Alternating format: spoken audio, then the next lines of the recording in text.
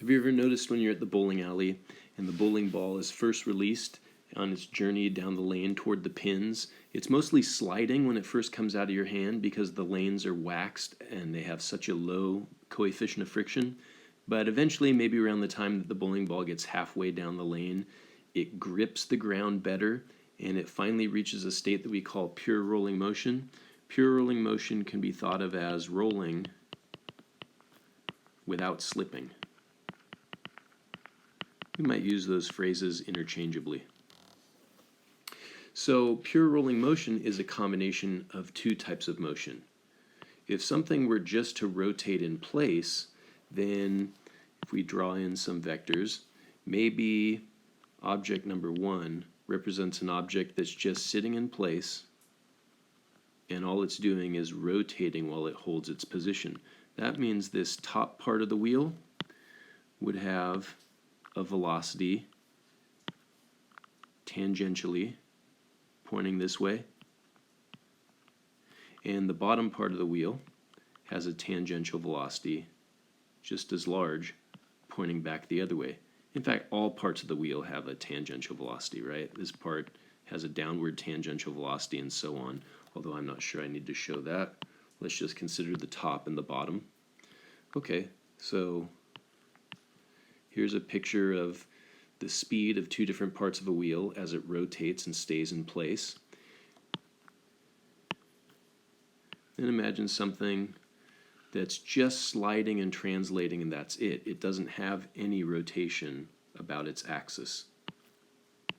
So just to be clear, this rotating in place represents an object that only has an angular speed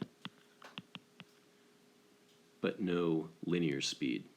And then something that just slides and translates, every part of that object, the center of mass of the object, moves to the right with a velocity of v. The top of the object moves to the right with the same velocity v.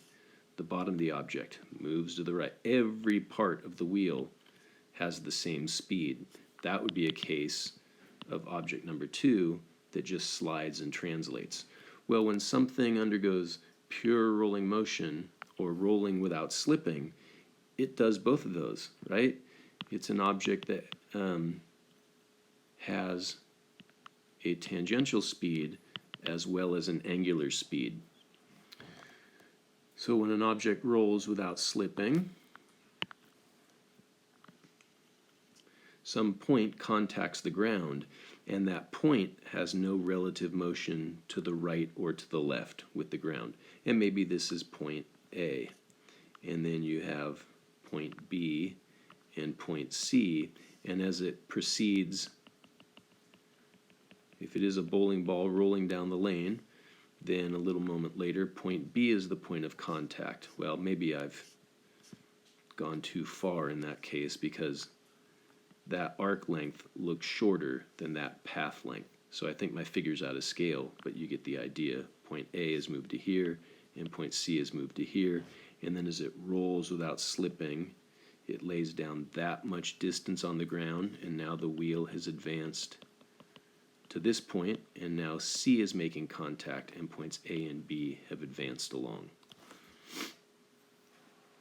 So we know that if something's going to roll without slipping, whatever the contact point happens to be, the overall velocity of that point relative to the ground has to equal 0. And so if rolling without slipping is the combination of these two types of motion at once, then there's a tangential velocity due to the angular speed that combines with the, well, I can call this the speed of the center of mass, right, since that's where it's applied. But since this is an object that translates as one, all these speeds are the speed of the center of mass.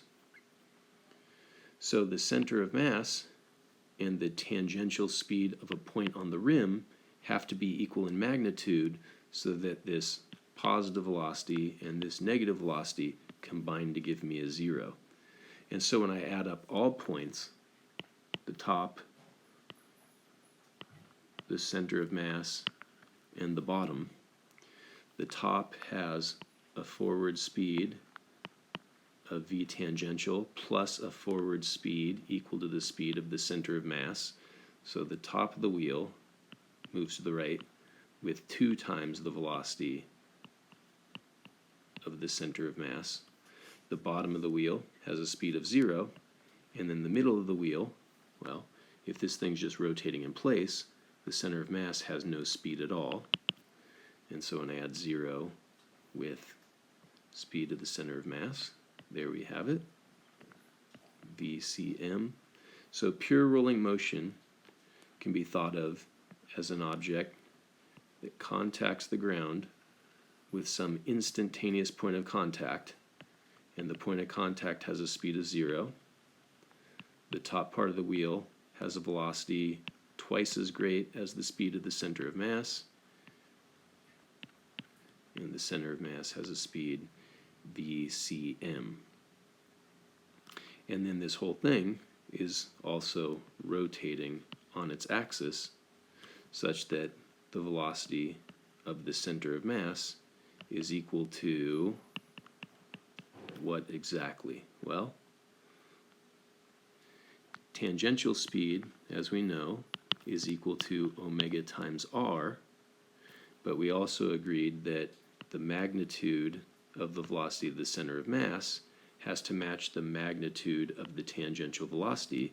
That's the only way this negative velocity and this positive velocity combine to give us a contact point velocity of 0.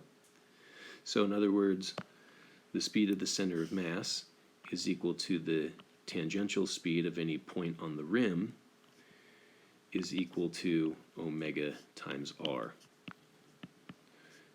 This is sort of the defining feature of rolling without slipping, that the velocity of the center of mass of the rolling object is equal to its angular velocity multiplied by the radius of the object.